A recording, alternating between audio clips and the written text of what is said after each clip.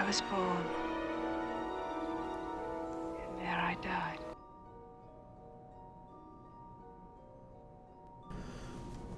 What is the value of these images? Vertigo is a story of finance before the global economy became dominated by this market system. The world Hitchcock creates is one of debt, derivative value, and about how these elements lead to the alienating effects on the identity of a man, stripped of his labor while enmeshed in market forces. In order to understand the work of this essay, it is essential to recall the major plot events that take place in the film. As Robin Wood describes the major events of the film, she highlights its story as unfolding through a prologue and 3 major subsequent movements. The prologue consists of the events that induce Scotty's vertigo, caused by the fall of the police officer during the rooftop chase. The first movement shows us Scotty's consent to watch Madeleine, proposed by Gavin Elster, an old friend, Scotty's following her, and the gradual deepening of his involvement in her story.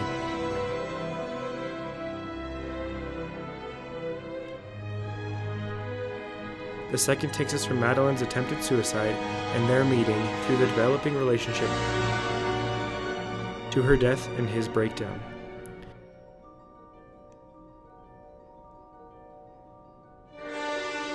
The third begins with his meeting Judy and passes through the development of their relationship, his attempted recreation of Madeleine, revelation of the murder plot to the audience, and finally Judy's death and the curing of Scotty's vertigo.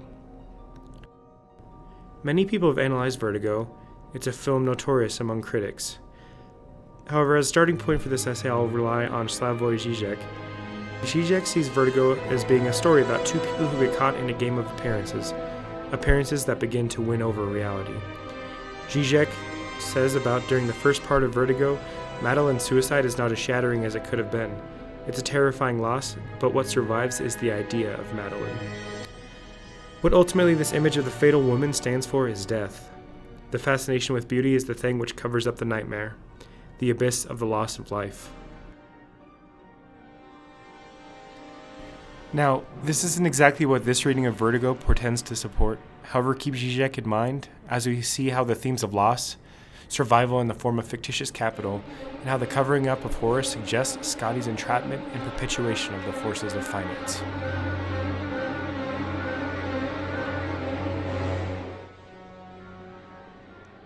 First, let's discuss the ways in which it's a story about finance. In spite of being created in a Fordist market, the story describes characters living in a postmodern economy. Scotty is a man indebted rather than enclosed. In being unable to save his fellow police officer, Scotty suffers from a case of vertigo. Vertigo is described as the dread of falling versus the desire to fall, which, as we will see, this concept may describe the state of finance in a postmodern market, a system where crisis is as essential as growth. In order to free himself from the debt of vertigo, Scotty's service is to solve the mystery of Madeleine, a character herself a figure of finance rather than of person. The man who sets Scotty off on this imaginary journey is Gavin Elster. Elster is a man of the ship manufacturing industry. However, his industry is already beginning to suggest a future of finance. This is suggested by several points, including the setting of the film, San Francisco, as a major finance center in the current age. Also, the company he works for is actually centrally located in Baltimore rather than San Francisco, a sign of impending globalization of the market where one corporation may have multiple centers around the globe in which to conduct their business. Furthermore, his main goals are to become wealthy based on the fictitious capital gained from his wife's death, that he is set to gain by taking over her family's great inheritance once she has died. This is profit from money changing hands rather than from production, sale, and trade of goods. What's important here is that the shipping magnate Elster, as a figure of market forces, is the one who creates the mystery surrounding his wife Madeleine and her replacements.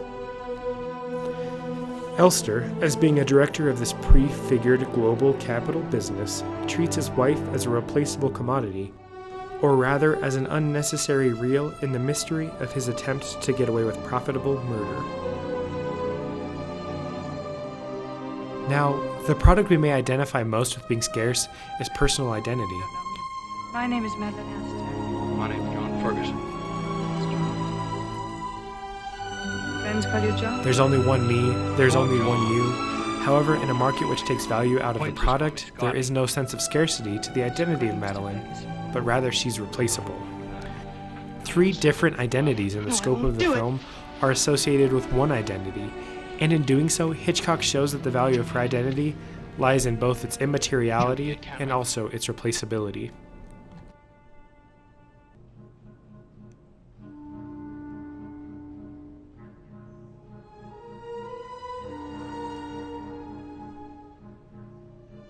Madeleine, Carlotta, and Judy are one and the same, suggesting a detachment from signifier and signified so crucial to finance. This is Scotty's mystery to unravel, not only for the sake of solving the crime, but of also curing him from a state of vertigo. In order to understand how all these replacements and refigurings coalesce, is to understand the elements of a key figure of postmodern finance. Again, the fact that signifier or value is freed from the signified or product. Joshua Clover, in his essay Retcon, Value and Temporality in Poetics, sets up this financial conundrum, describing how the main tool of finance to enable this unlocking shift in the equation of black shoals, which essentially enabled markets to trade based on allegory to semiology, dependent for its effects on the detachment of signifier from signified, and referent, bringing into the gleasement of signification within a synchronic structure through which the instrument, that is black shoals, in its peregrinations might increase its value according to its formal, differential relations to other such notes, rather than any positive element. In other words, money making money from money, and trade of signification, rather than any necessary or concrete elements that defined Fordism before it.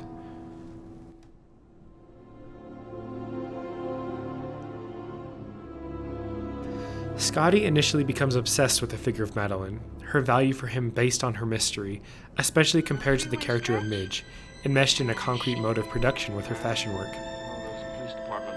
Madeleine, in her perceived death and subsequent ease of recreation by Judy, suggests that this obscure identity represents a riskless rate of interest.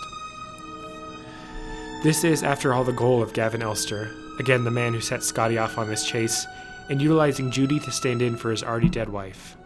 This is perceived security in the realignment of reality.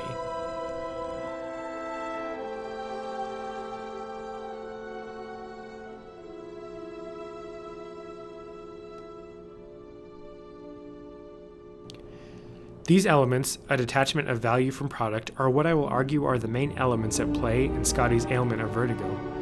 With literally no reel on which to stand, the individual, subject to market forces, has no ground beneath them. This drive to fictitious capital is again highlighted by Scotty's drive for Madeleine, the fictive specter, rather than Midge, the productive, mothering figure.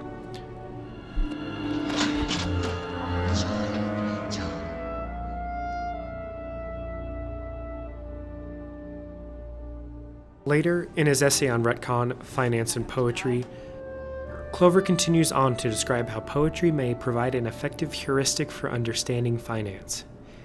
It is along these lines I'm aiming to show the ways in which Vertigo might also provide an understanding of finance, in its own way. For Clover, Retcon's non-narrative potential of storytelling connects poetry and finance, stating, "The ascent of financial logic and attendant temporalities discloses Retcon's non-narrative kernel, and, in the same gesture, the shared character of temporalities and poetry in finance." That is to say, a poem's logic is not completed until the grammatical end of the sentence. Through the use of line breaks, the poem has pieces that one cannot begin to grasp until the idea ends. Somewhere in here I was born. And there I died. It was only a moment for you. You took... Here is the moment when we as spectators see the truth to the crime, which Hitchcock scholar Robin Wood points out is unique for the thriller genre, in that the film continues on for another act after the murder has been solved, which suggests the non-narrative reliant structure of the film. What thus takes precedence is not the crime, but rather the resolution to the illness associated with Scotty's initial debt. In addition to the film breaking from traditional flows of narrative ascribed by the genre, Hitch also gives us moments that break the Madeleine and Judy figure free from time, just as her identity is freed from signifier. So again, retcon in poetry means we cannot understand the meaning of the poem until we reach its conclusion, broken up by the lines that make up poetry.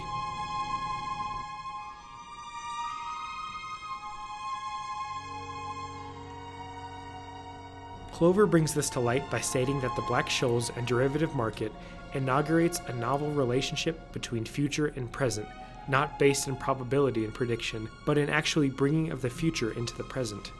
In other words, value is something that is retroactively ascribed.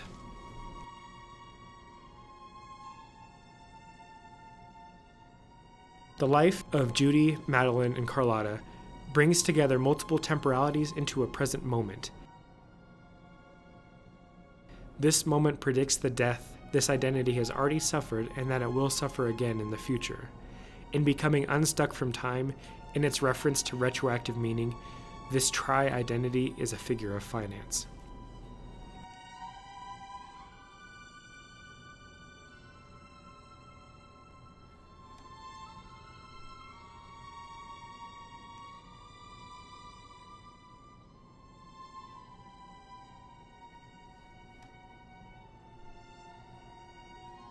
Finally, I wish to explore the ways in which Hitchcock uses tools of cinema in order to express his ideas of retroactive value, how this action contributes to Scotty's vertigo, which Hitch visualizes using the Hitchcock zoom. Scotty, remember, is a man indebted for the life he could not save. The value of his debt is the ailment of vertigo. In order to cure himself from the condition, he must solve the mystery of the Judy, Madeleine, Carlotta identity, a figure in her financial interpretation of a signifier detached from signified, a riskless investment in the eyes of chief investor Gavin Elster. This is all predicated on the ability of retcon to reinterpret value retroactively, which is at the heart of financial money's movement. The Hitchcock zoom functions as a retconning device, however not just relegated to freeing time from its dependence, it frees space from one meaning. The dolly zoom in practice consists of moving the camera forward in space while using the lens to zoom in. Because of the way a camera's lens functions, this creates a distortion of space, which we typically do not notice because it is far more common to cut out the transformation of space, and before Vertigo was unprecedented. In showing us the transformation of time and space happening in a single shot rather than simply cutting from shot A to shot B, Hitchcock offers us a cinematic metaphor for retcon, the likes of which is not achieved by simply moving the camera through space, as seen here. We only understand the meaning of the shot through the very technical manipulation of the interior elements, finally coming to fruition at the end of the effect.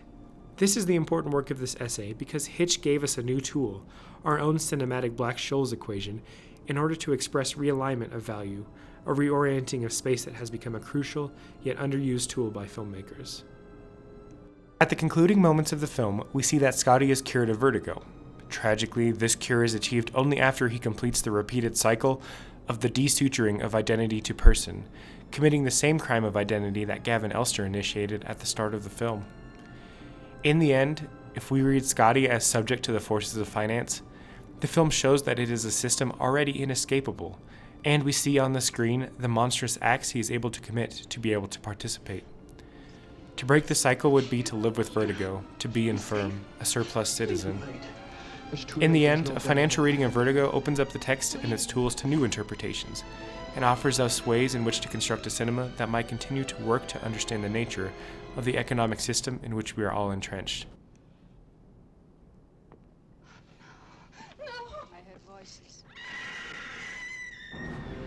Finally, the film forces us to ask how we are like Scotty, inquires as to what power we have over the system, and ultimately question what powers the system has over us.